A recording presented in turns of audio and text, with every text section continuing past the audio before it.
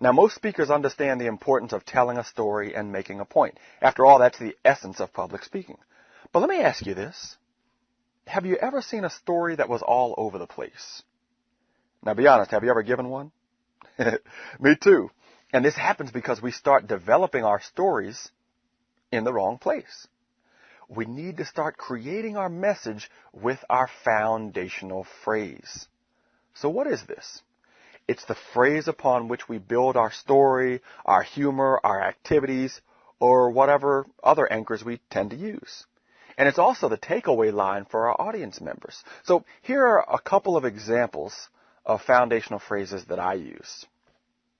Your dream is not for sale. What got you here won't get you there. Change small and change often. Actions speak louder than words. Now, what did you notice about those foundational phrases?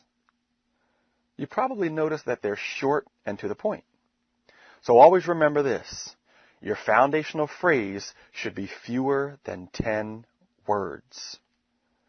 When I ask my audiences why, they usually say things like, well, so your audience will remember it, or so you'll remember it. And those are good answers, but there's a more important reason. It's because fewer than 10 words forces you to be crystal clear on your message. Trust me, if your message isn't clear to you, it doesn't stand a chance to be clear to your audience. Now, there are some folks out there who will say, well, if you can write your main message on the back of a business card, that means it's clear enough. I say to them, you have absolutely no idea how small I can write. I mean, I can write a paragraph on the back of a business card, but fewer than 10 words forces you to be crystal clear. So again, this is the only lesson that will exceed 5 minutes, but I think it's so important for you to listen to this live example of me giving a story with a foundational phrase. Being the world champion is a blessing and a curse. You said it. I mean, consider this. If you had been walking towards me in the Chicago airport 2 days after I won the world championship, you would have seen my wife on one side of me and me carrying this gigantic crystal trophy. Just walking through the Chicago air. And of course, everybody's looking at me. Like, who is that? Is that, honey, is that Denzel Washington? You didn't have to laugh that much. How about Blair Underwood? Blair Underwood? Yeah. Flavor Flav? But she's like, yeah. More Blair Underwood. But this is when I realized that my life would never be the same. This petite lady in a pink dress runs up to me in the middle of the concourse. Everybody's watching.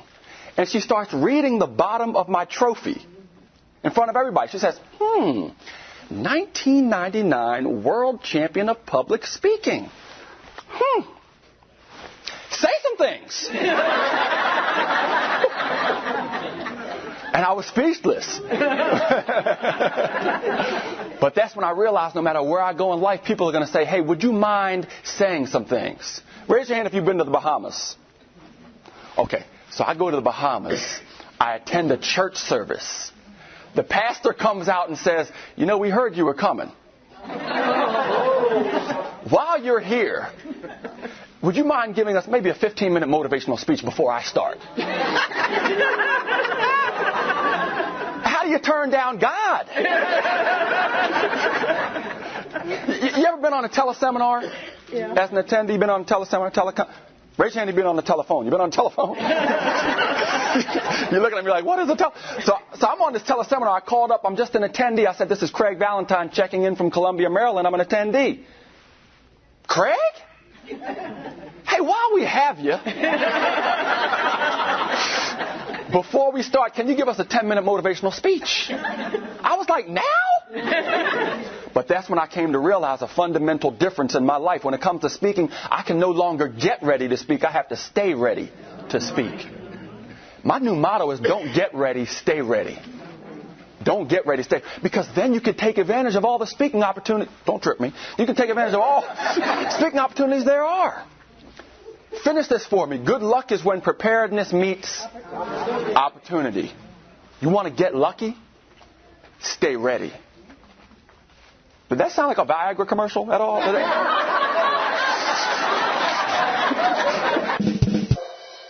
Welcome back. Did you get the phrase? Don't get ready, stay ready. Now here are two more important things you need to know about the foundational phrase. Number one, it's the barometer for your story. Have you ever asked, I wonder what I should keep in this story and I wonder what I should leave out? Well, the answer is easy. If it supports the foundational phrase, keep it in. If it doesn't, throw it out. The phrase determines what stays. And number two, the phrase is the takeaway message for your audience members. It's what they should remember for each story. Now, I'll be the first to tell you, I used to tell stories for the story's sake. But today, because I build my stories on foundational phrases for my audience, it automatically keeps the focus on what they will get out of it. So my messages are much more valuable now. So that's it. That's the lesson for this week. Do yourself a favor and build upon a foundational phrase. I'll talk to you again next week. And until then, keep speaking up. Keep speaking up.